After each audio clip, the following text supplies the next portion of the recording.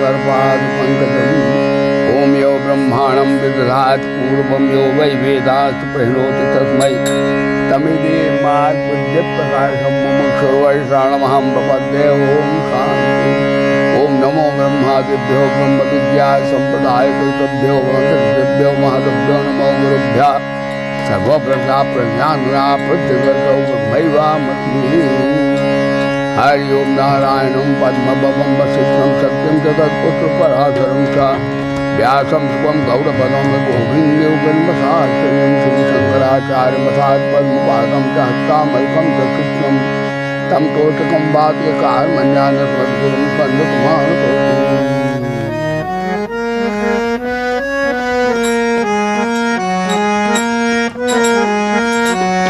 गोविंद मेरी ये प्राण भूलूं न मैं कभी तुम्हारा हर निष्काम होकर दिन रात गाऊं गोविंद। देहांत काले तुम सामने हो बंसी बजा के मन को लुभाते गाता यही मैं तननाथ गोविंद दामोदर।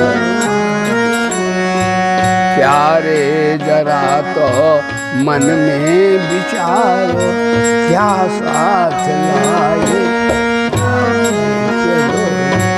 जावे यही साथ सदा गोविंद दामोदर।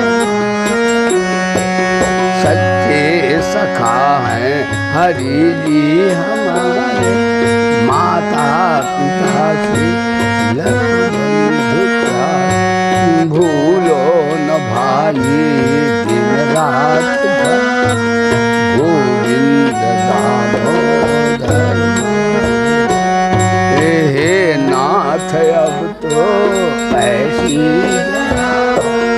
जीवन निरर्थक जाने न पाए मन न जाने क्या क्या दिखाए कुछ बन न पाए। संसार में ही आसक्त रहकर दिन रात अपने सुख के लिए लाखों दुख यह दिन अभी ऐसा जगा दो फिर सो न जाओ अपने को बनाओ मैं आपको चाहूं संसार का भय वह योग्यता दो सत्कर्म कर लो अपने हृदय में सद्भाव भर लो और नरतन है साधन भव सिंधु तर लो ऐसा समय फिर ये न आए। हे प्रभु मुझे निरभिमानी बना दो दारिद्र हर लो आनंदमय विज्ञानी बना दो मैं हूँ तुम्हारी आशा लगाए। करार बिंदेन पदार मुखार बिंदे विनिवेश्य बटस्य पत्रस्य कुटे शयानम बालम मुकुंदम मनसा स्मरामि त्वमादिदेवा पुरुषाः त्वमस्ति विश्वस्य परं निधानम् वेत्तासि वेद्यं च परं च धाम त्वया ततं विश्वमनन्तम् वायुर्यमोऽग्निर्वरुणः प्रजापतिस्त्वं प्रपितामहस्य नमो नमस्तेस्तु सहस्रकृत्य पुनश्च भूयोऽपि नमो नमस्ते नमः पुरस्तात् नमो तुते सर्वते अनन्तवीर्यामितविक्रमस्त्वं सर्वं समाप्य सखेति मत्वा प्रसभम् हे कृष्ण हे अजानता महिमानं तवेदं मया प्रमादा प्रणयेन वापि यच्चावहासामसत्यतोषि विहारशय्यासनभोजिनी एकोऽथवाप्यच्युत समक्षं तत्क्षामये मामप्यमे त्वमेव माता च पिता त्वमेव बन्धो च सखा त्वमेव विद्या च द्रविणं त्वमेव सर्वं मम देव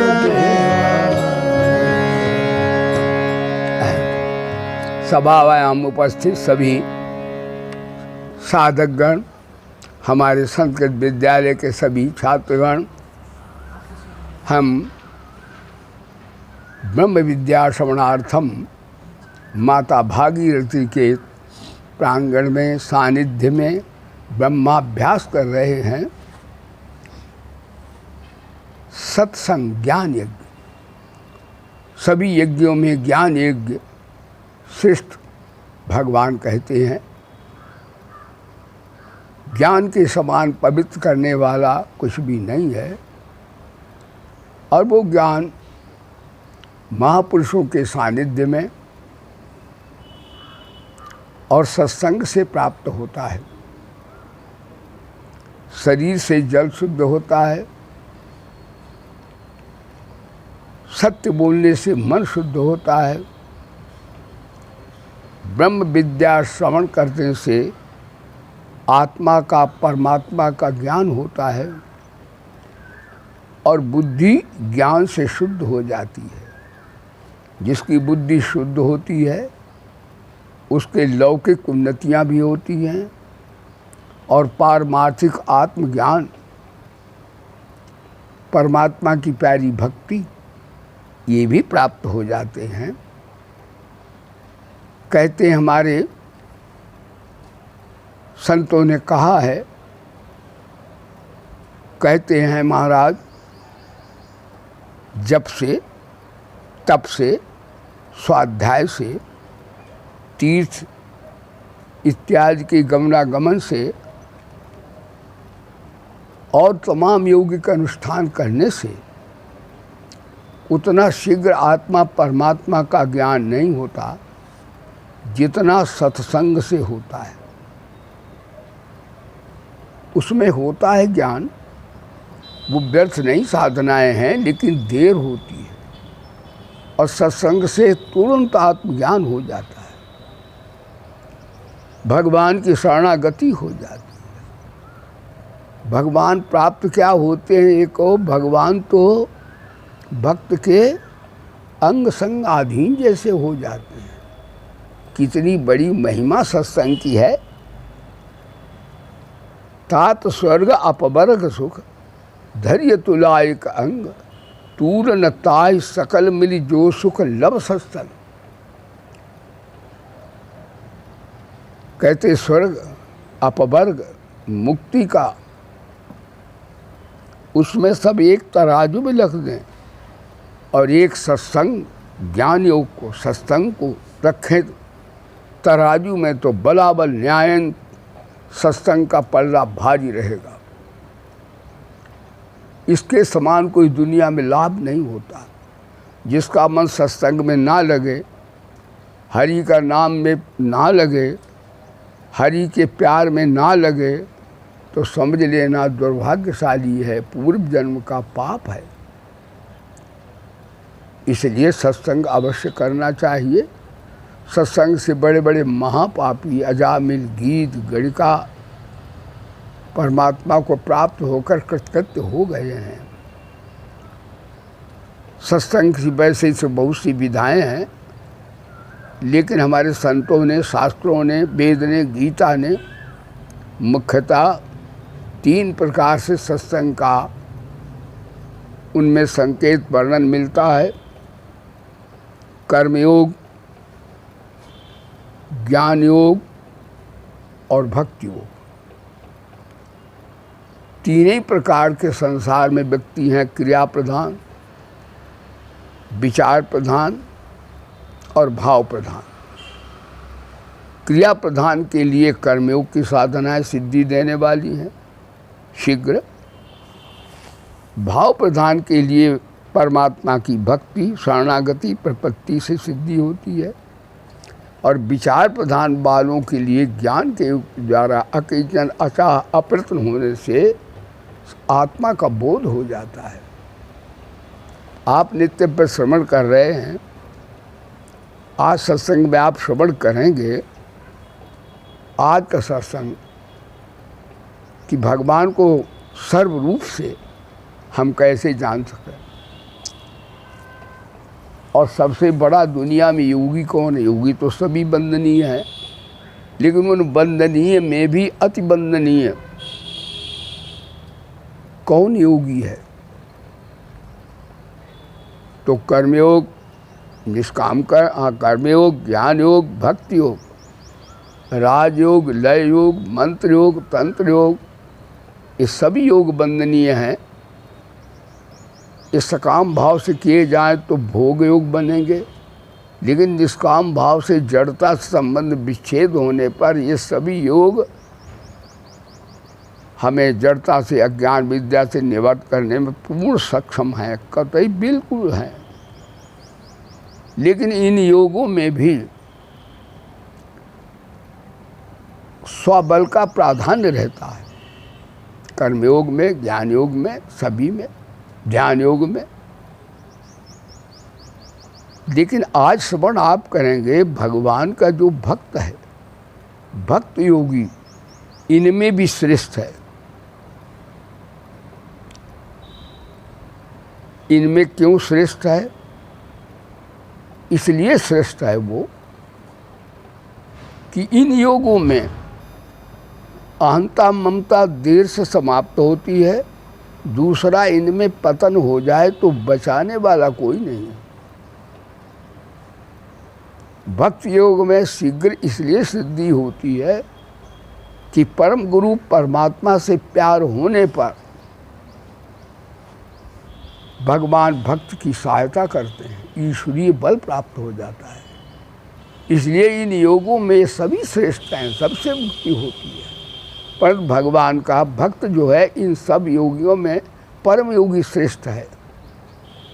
इसे आप श्रवण कर रहे हैं।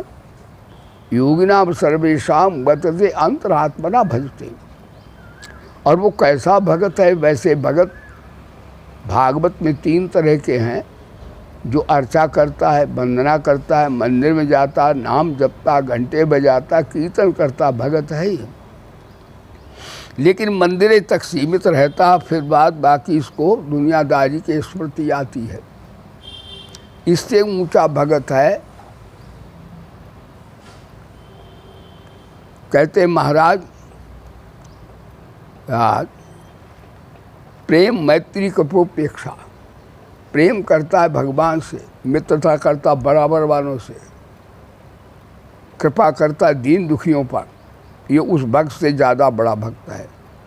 और उपेक्षा करता है, हाँ महाराज, जो आत्मा के विहीन जा रहे हैं दुर्जनों की। लेकिन अभी दुर्जन सज्जन इसको याद हैं, इससे भी बड़ा भक्त होता है जो आज आप श्रवण करने जा रहे हैं। इससे बड़ा भक्त योग नाम सर्वेशांग मदगते नांतरात्मना। भगवान कहते अंतरात्मा से मेरा भजन करता है। अब ज्ञानियों की दृष्टि से अंतरात्मा बताएं। देखो भाई,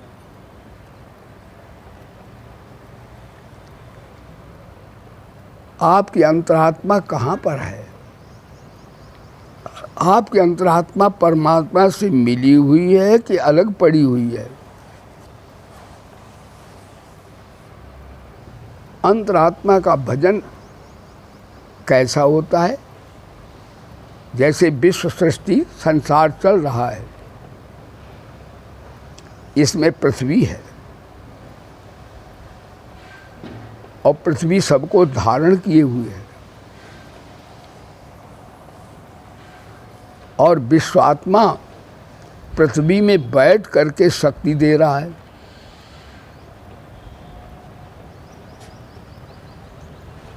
तो पृथ्वी पर हम कैसा कार्य करते हैं, लेकिन पृथ्वी हमें क्षमा कर देती है। विश्वात्मा पृथ्वी में बैठकर शक्ति दे रहा है। बोले गीता माता की। तो यदि हम सबको क्षमा कर सकें तो हमारी आत्मा परमात्मा से मिल गई है। जल की तरह हम सबको शीतल कर सकें व्यवहार से, तो हमारी आत्मा परमात्मा से मिल चुकी है। और वायु की सदस्य, क्योंकि वायु के बिना तो एक क्षण में मृत्यु हो जाती है, वायु के सदा हम सबको जीवन में सहायक बन जाए तो हमारी आत्मा परमात्मा मिल गई। आकाश के दस, क्योंकि आकाश में बैठकर विश्वात्मा सबको अवकाश दे रहा है। विश्वात्मा माने भगवान, इनमें सब में भगवान शक्ति दे रहे हैं। तो आकाश के सदस्य हम सबको जीने का अवकाश प्रदान कर दें तो हमारी आत्मा परमात्मा से मिल गई है। और यदि हम मैं तू मेरा तेरा इसमें बस जाएं और राग द्वेष पैदा करें तो हमारी आत्मा परमात्मा से बिल्कुल नहीं मिली है, अलग पड़ गई है। यही अंतरात्मा का भजन है। हमारा व्यवहार ये सब परमात्मा है। इसके साथ ऐसा हो तब समझो हमारी आत्मा अंतरात्मा का भजन हो रहा है। इससे बढ़िया योगी और कोई दुनिया में श्रेष्ठ नहीं है। ये तो आपने ज्ञान दृष्टि से सुना, और भक्तों की भाव दृष्टि से अंतरात्मा का भजन क्या है आज का सत्संग। भक्तों की दृष्टि से हमारे भगवान सबसे महान हैं। शरीर संसार भगवान का है, भगवान मेरे हैं और मैं भगवान का। शरीर संसार भगवान का है, लेकिन भगवान मेरे हैं ऐसा जान करके जब हम शरीर भगवान को अपना मानेंगे, भगवान मेरे हैं मैं भगवान का हूँ, तो जब हम आत्मीयता भगवान से जोड़ेंगे कि मेरे तो गिरधर गोपाल दूसरो न कोई, तो हमें भगवान मीठे लगेंगे कि जो अपनी वस्तु मीठी लगती है।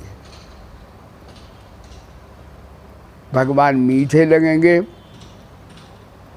तो हमें फिर संसार में जिधर देखेंगे मिठाई मिठाई, आनंद आनंद दिखेगा। जो मोहि राम लागते मीठे तो नवरस खटरस रस अनरस हुई जाते सब सीठे। जो मोहि राम लागते मीठे। भगवान को प्रेम प्यारा है, प्रेम की भूख भगवान को है। सज्जनों जगत की निष्काम सेवा कर दें, और अपने का त्याग करें, दूसरे के त्याग की रक्षा करें, तो हम अकिंचन अचाह हो जाएंगे, अप्रयत्न हो जाएंगे। और भगवान से आत्मीयता से उनसे प्रेम करें तो भगवान के हम शरणागत हो जाएंगे। यही भगवान की सबसे बड़ी सेवा है। भगवान के शरणागत होना भगवान की सेवा, भगवान से प्रेम करना भगवान की सेवा, अपना त्याग करना, जड़ता से संबंध विच्छेद करना अपनी सबसे बड़ी सेवा, और संसार की निष्काम भावें सेवा करना संसार की सबसे बड़ी सेवा है। लेकिन परमात्मा भगवान ये भी कहते हैं, देखो ये श्लोक जो है 6ठे अध्याय का है, ये 6ठे अध्याय का उपसंहार है। अभी तक जो प्रवचन सुने हैं 6 अध्याय तक, और 7वें का उपक्रम है, यानी इसी की व्याख्या 7वां अध्याय का सत्संग है। बोले गीता माता की। अब भगवान कृष्ण बोले देखो मय्ये मन आदर, हाँ मय्ये आसक्त मना पार्थ योगं युञ्जन्मदाश्रयः असंशयं समग्रम माम यथा ज्ञास्तत् तच्छृणु। भगवान बोले यदि 5 प्रकार की आप साधनाएं करें तो हमें सर्व रूप से आप जान लेंगे, हर जगह आप पहचान लेंगे, हर नाम रूप में भी देख लेंगे। अरे सज्जनों में तो देखेंगे ही, दुर्जनों में भी मैं दिखूंगा। मैं आसक्त, अब साधना सिखा रहे सत्संग में, मेरे में आसक्त हो जाओ। आसक्त का अर्थ होता है मेरे से चिपक जाओ, संसार से चिपको नहीं। आसक्ति हमें रुलाती है, भटकाती है। ये आसक्त शब्द जो है संस्कृत का है, लेकिन विदेशों में गया अन्य भाषाओं में तो इसका अनेक प्रकार से इसका अर्थ होने लगा शब्द का। इस आसक्त को आशिक भी कहते हैं। आशिक हुआ जो दिल तो क्या मासूक दूर है, आशिक हुआ जो दिल तो क्या मासूक दूर है, दिलदार का दिल में बसा चश्मों का नूर है। यानी संस्कृत का जो आसक्त शब्द है, ये दूसरे भाषा में गया तो आशिक बन गया, आशिक मासूक बन गया। और आगे गया तो क्या हुआ, ये रति बन गया। हाँ, जिसे कहते स्त्री पुरुष सहवास बन गया। तो भगवान बोले तुम्हारी आसक्ति स्त्री पुरुषों में है, तुम्हारी आसक्ति धन में है, तुम्हारी आसक्ति वैभव ऐश्वर्य में है, तुम्हारी आसक्ति बल में है, तो तुम हमसे चिपके नहीं हो, तुम संसार से चिपक गए हो। भगवान बोले वो आसक्तियाँ तुम्हें 84 में ले जाएंगी, आपका पतन निस्संदेह होगा। इसलिए भगवान बोले संसार की आसक्ति छोड़ो और ज़रा मेरे से आसक्ति करके ज़रा जायका देख लो कि क्या मैं क्या करता हूँ। बोले गीता माता की। मैं आसक्त मना पार्थ, और पार्थ माने अर्जुन की माँ बड़ी तपस्विनी है। इस ब्रह्म विद्या को समझने की तेरे में अर्जुन क्षमता है। योग इंजन भगवान कहते हैं, देखो एक तो मैयासक्त हुआ, इसमें 5 तरह की बातें हैं, तब हम सर्वरूप से भगवान को जान जाएंगे। योगम इंजन का अर्थ होता है कि अभी तक तुमने परिवार के लिए, शरीर के लिए, संबंधियों के लिए, नाते रिश्तेदारों के लिए, अपने बाल बच्चों के लिए कार्य किया है। उसका जायका तुम्हें मिल गया। नानक दुखिया सब संसार। जरा मेरे लिए करके देखो कि मैं क्या करता हूँ। तो मैं योग इंजन का अर्थ है निष्काम सेवा है भगवान। तो एक तो बताया मेरे से प्रेम करो, और एक बताया निष्काम सेवा भी तो करो। सेवा में ठाकुर की माला जपो, उनसे कुछ चाहो नहीं, माला जपो निष्काम भाव से। ठाकुर का भोग लगाओ, ठाकुर की घंटी बजाओ, ठाकुर का कीर्तन करो, ठाकुर का ध्यान करो। फिर कहते हैं ठाकुर निराकार माम जमनादिम चा लोक महेश्वरम। निराकार भी ठाकुर है, निराकार का करो।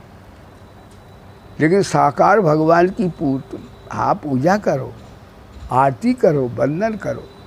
तो निराकार साकार दोनों प्रकार से आप कर्म के द्वारा इंजन यूज कर सकते हैं। तो पहला तो हुआ कि मेरे से प्रेम करो, आसक्ति करो। दूसरा बताया मेरे लिए निष्काम सेवा करके देखो, पूजा करके देखो। और मदाश्रया, मदाश्रया का अर्थ हो रहा है अभी तक तुमने धन का आश्रय लिया, विद्या का आश्रय लिया, बल का आश्रय लिया, तन का आश्रय लिया, संबंधी परिवारजनों का भी आश्रय लिया। अब मेरा आश्रय ले करके देखो। इन आश्रयों से तुम्हारा क्या अभाव की पूर्ति हुई? अभी तक तुम्हें क्या परमानंद मिला इन आश्रयों से? और मेरा आश्रय करके देखो। श्रुति कहती है तदालंबनम श्रेष्ठ। परमात्मा का आश्रय ही सच्चा आश्रय होता है। अन्य तो आश्रय नाशवान के आश्रय हैं। मुझे अविनाशी कर लो, क्योंकि मैं मरता नहीं, मैं तुम्हारे साथ रहता हूँ, मैं मिटता नहीं, मैं पिटता नहीं, मैं घिसता नहीं। लेकिन संसार के रिश्ते नाते और सब धन इत्यादि सब गर्त में चले जाते। इसलिए मेरा आश्रय लो। लोग कहते भगवान का आश्रय क्यों लें? तो इसलिए लो भाई।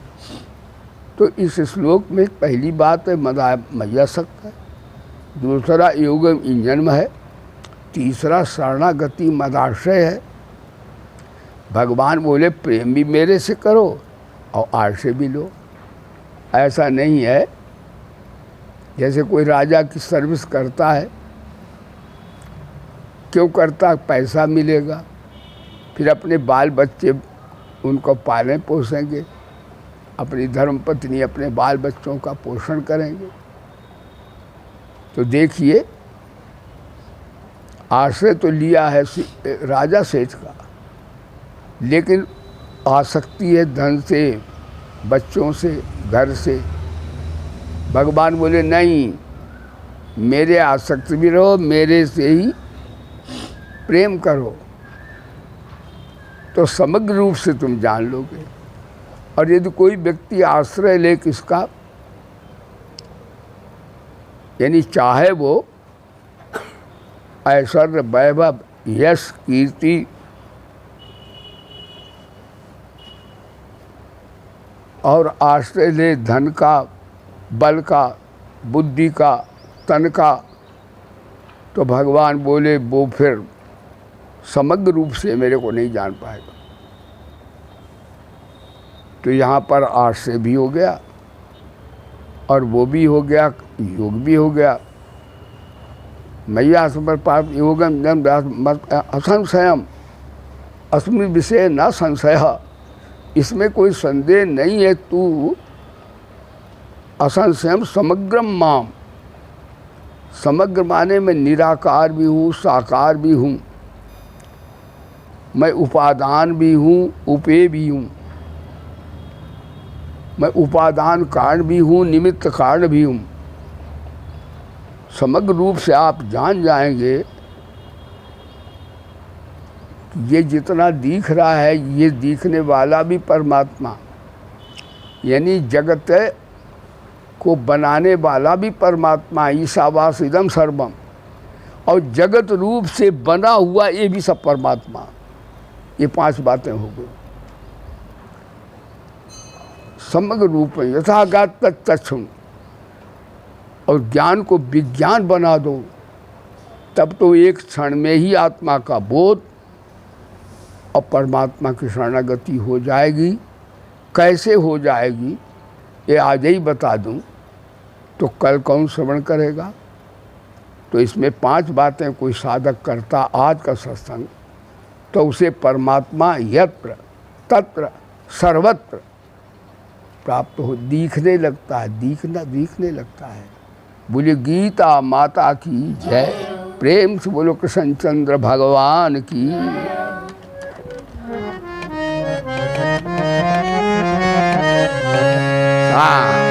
ज्ञान की महिमा। सतसंगति मुद मंगल,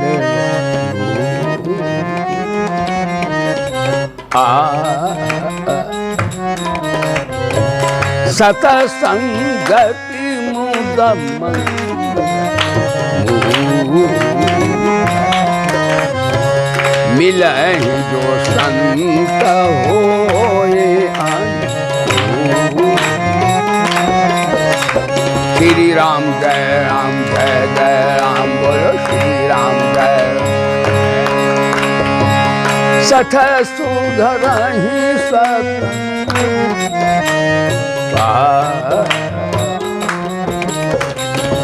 पर बस पर उधार श्री राम जय राम, जय जय राम, बोलो श्री राम जय राम। तबाही होए सब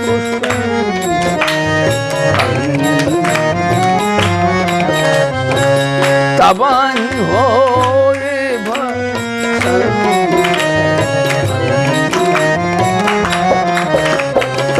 जब बहुकाल करिय श्री राम जय राम, जय जय राम, बोलो श्री राम। बिनु सत्संग